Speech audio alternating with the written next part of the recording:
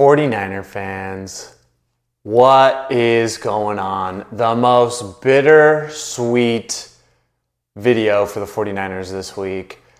Yes, we are previewing the Jacksonville Jaguars game week 4, but we are also talking about the devastating Nick Bosa news.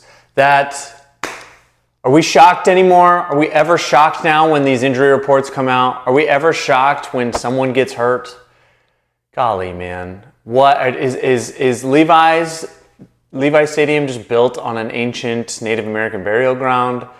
Like, what are we doing? It's just crazy. Welcome in, Seth Floyd Show. I'm your depressed host, Seth Floyd Hansen, talking all things 49ers. Like I said, we're going to preview week 4. We're going to talk about Nick Bosa to start.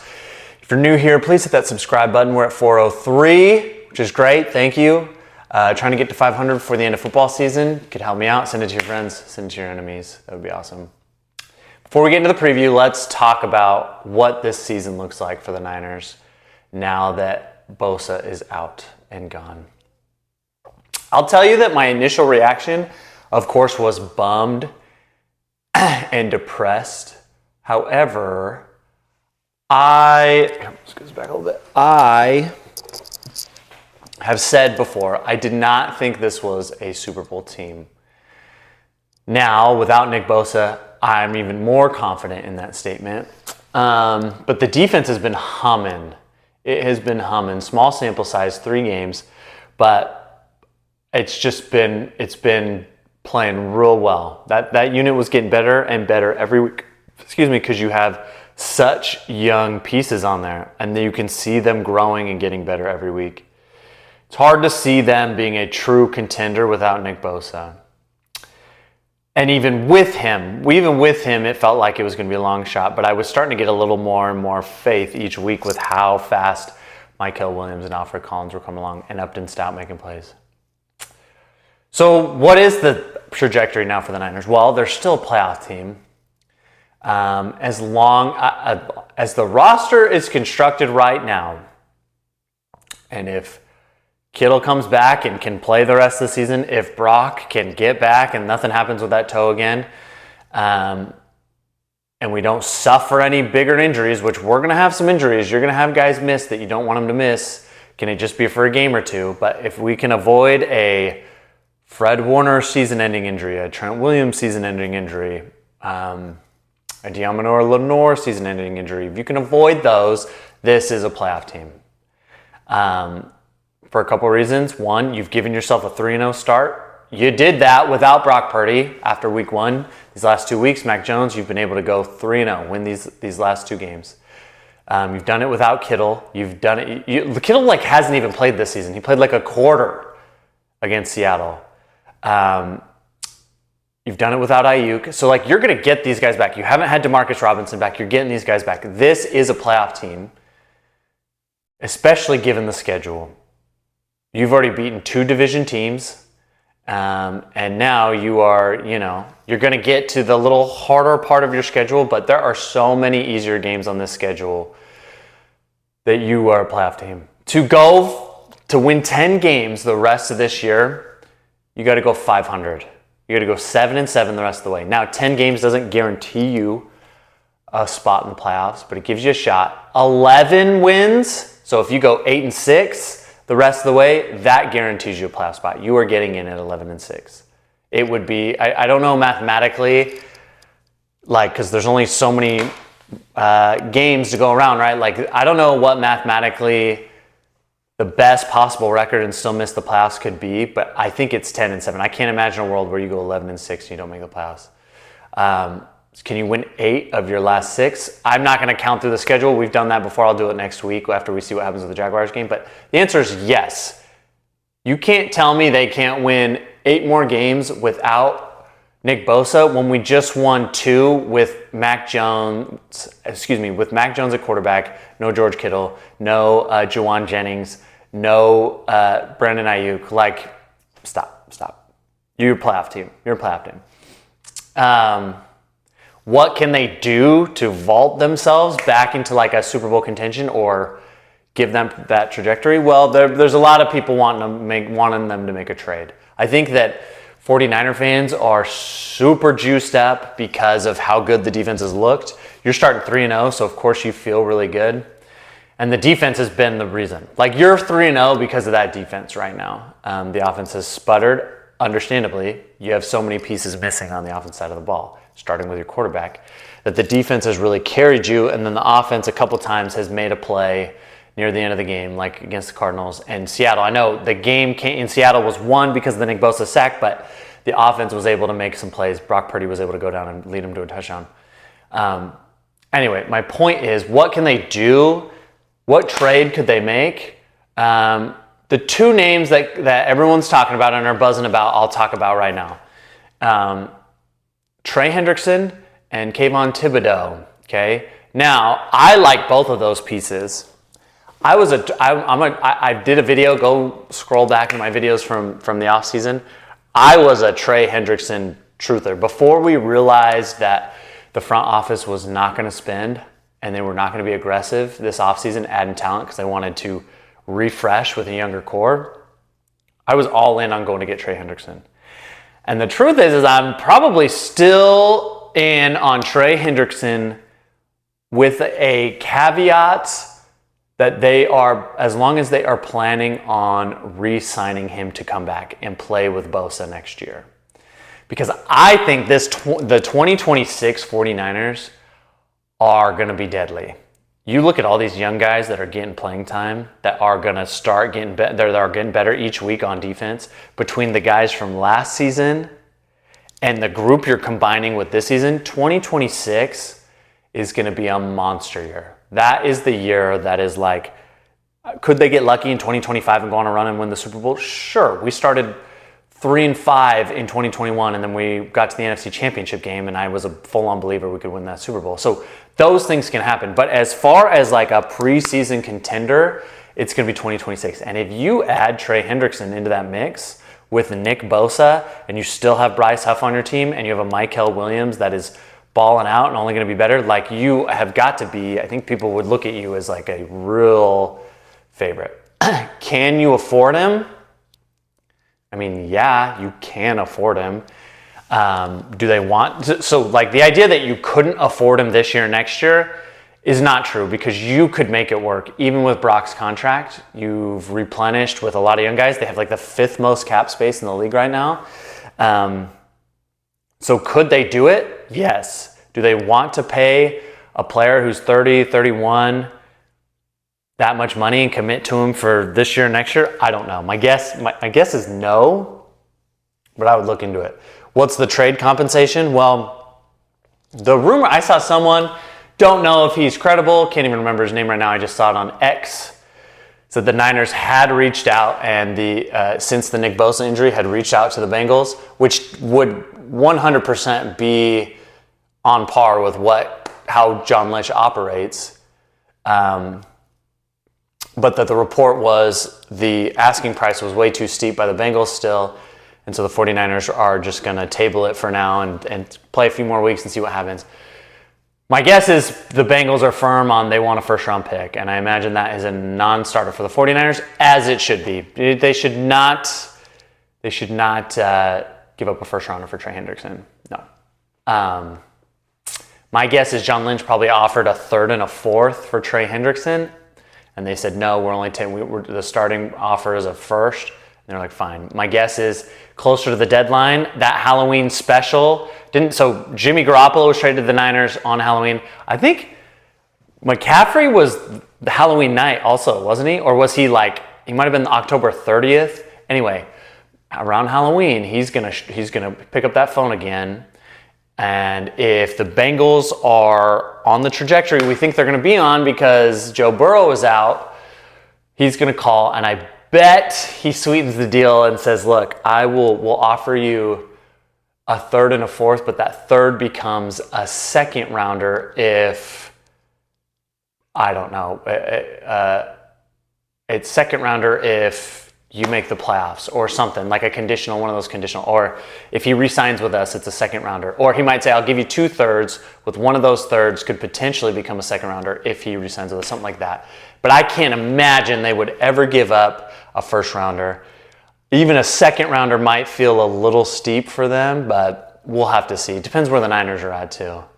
Like if it feels like you are right there and what you're missing is just another pass rusher, like we've always felt, then maybe they'll be willing to do it. I don't know. We'll have to see. But he commands a lot of money, so I don't know. But I would do it. If you can pay him for this year and next year, and he's not just a half a season rental, like I would be pretty aggressive. Because it gives you an outside chance this year if Mike Hill and Alfred Collins and Upton Stout and those guys on the defense really keep developing. Like maybe they develop so much, like you are a real contender going into the playoffs if you have Trey Hendrickson. I don't know. But either way, going into next season, you would just be, man, it'd be awesome. It'd be awesome. The other one is Kayvon Thibodeau, who isn't as decorated as Trey Hendrickson. You could get him cheaper, I'm sure, if the Giants are willing to sell, which they should be. You should be trying to sell. I'm a big Jackson Dart fan. I like Jackson Dart, and I think he's going to be good for the Giants. I think they're, more than a quarterback away, and they need draft picks. So could they get a couple picks for Kayvon Thibodeau, like fourth rounder and a fifth rounder? I don't know. I don't know what the draft compensation. It would be weird. It's in my head. It feels weird to say, hey, we'll give you a third and a fourth for Trey Hendrickson or a fourth and a fifth for Kayvon Thibodeau when those players feel farther apart. But I don't know. I'd be very interested in Kayvon Thibodeau because he's younger. And the trade compensation would be less than what you would need for Trey Hendrickson. But it's no guarantee. Like Trey Hendrickson has just been a sack machine. Either way, I think both those teams need to sell. The Bengals, they didn't look, even when Joe Burrow was in there, they don't look great. We know that defense isn't great. I think Cincinnati should feel like, we need to offload and get what we want. Because he's going to leave anyway. And that's the biggest point with Cincinnati.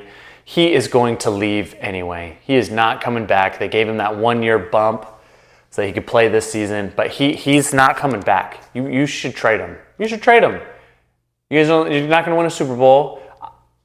You're not going to win a Super Bowl. It was probably long shot anyway, even if Joe Burrow was there, because of that defense is so bad that you should trade him and get what you want, because your fans are going to be pissed. Let me tell you, your fans are going to be pissed when he walks to the end of the season. When you guys go 6-11 or 7-10 and Trey Hendrickson walks and you guys, I guess you get a third round pick. He'll command a third round pick in the comp formula, but that doesn't feel as good as multiple picks mid-season, especially if one of those could be a second rounder. Anyway, you get my point. You get my drift. It's more likely, in my opinion, the Niners will bargain hunt. I think the last time we traded for a pass rusher, it was Chase Young. We gave up a third, and it just didn't work out. It wasn't very good. Didn't try very hard. I had one of my buddies suggest, he said, we'll probably just trade for Chase Young again, which I would be crazy. The Saints should trade him though. Anyway, my point is this. They're going to find someone. They'll make some kind of trade. I'd be shocked if they didn't. I don't think they'll make one like this week or next week or the week after. But as you get closer to the deadline, as long as the wheels haven't come off for the Niners, they'll make some kind of trade. And it might just be a depth guy, a guy that'll play. When I say depth guy, I don't mean like a guy just in case someone gets hurt. I mean a guy that's going to rotate in, but nothing anyone's going to be real excited about. That would be my guess. A Trey Hendrickson, Kayvon Thibodeau, even a Brian Burns kind of trade would be massive, and it would feel great, and you'd be super juiced up about it. But I'm not getting my hopes up. But if you make one of those, I think Trey Hendrickson puts you in that conversation again. Kayvon Thibodeau and Brian Burns, I think, would be similar. I think Hendrickson is probably the best out of those. He definitely has the most, stats, the most sacks. But anyway, it sucks, 49ers fans. I'm sorry. Let me know what you think in the comments. Are we doomed? I don't know. Doomed, it depends what you mean by doomed. Super Bowl team? Probably not. Playoff team? I'd still be shocked if they didn't make the playoffs. Saw a stat, and then we'll walk on to week 4 preview. Okay, saw a stat. Since 2020, when they expanded the playoffs to 7 teams per conference, remember they made that change, to the disgruntled and dismay of a lot of people, actually. I think the playoffs were perfect before.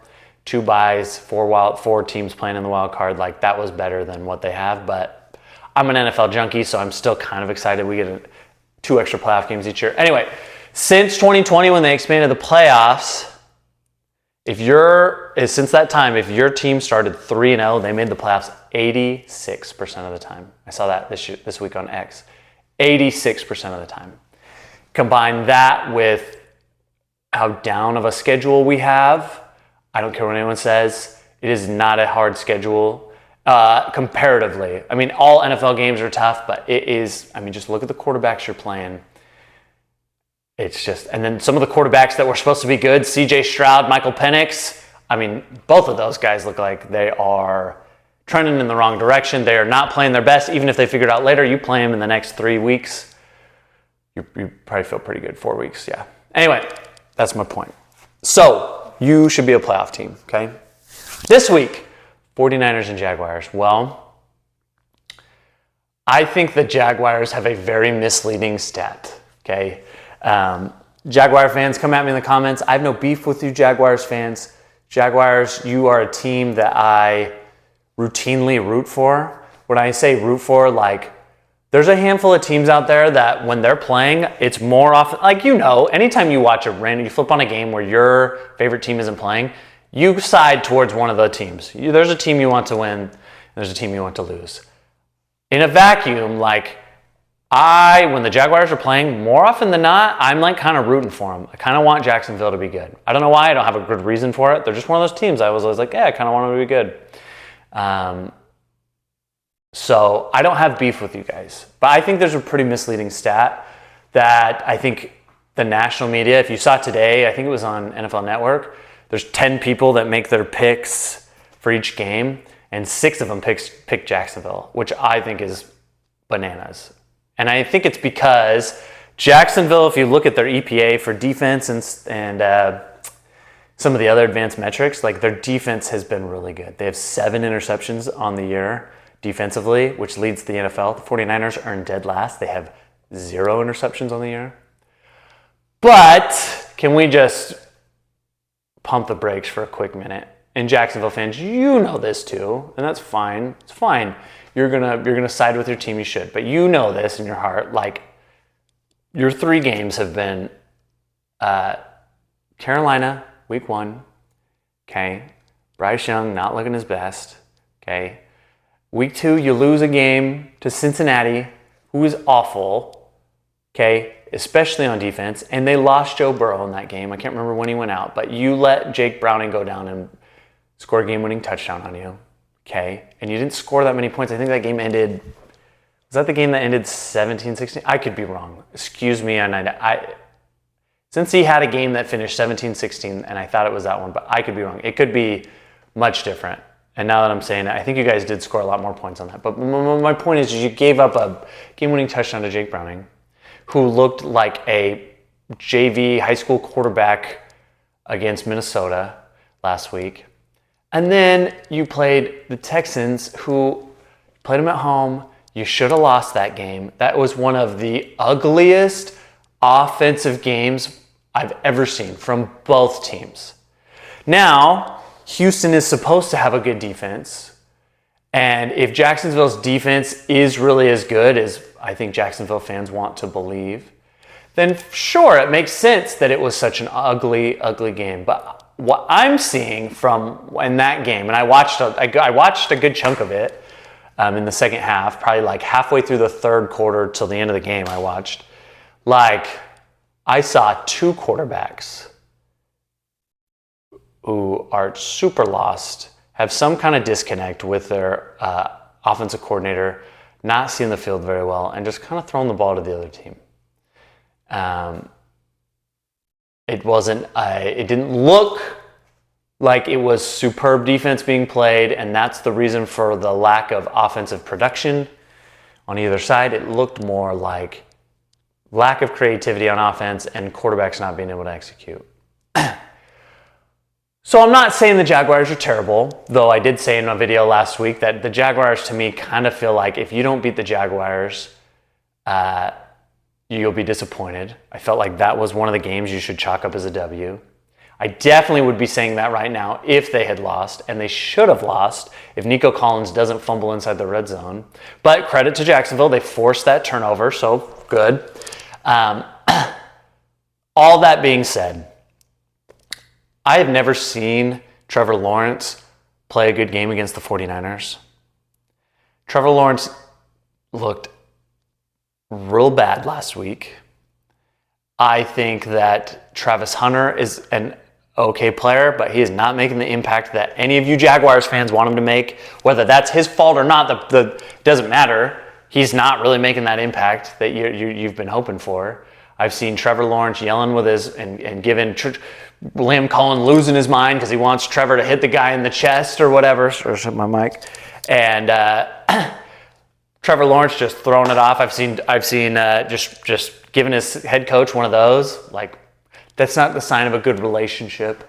I've seen Brian Thomas like duck in, not going for the ball. I'm just saying, I don't think Jacksonville has it figured out yet. What does that mean? I think they have some more. They got to work out a few more kinks before I'm like really worried about them being a powerhouse.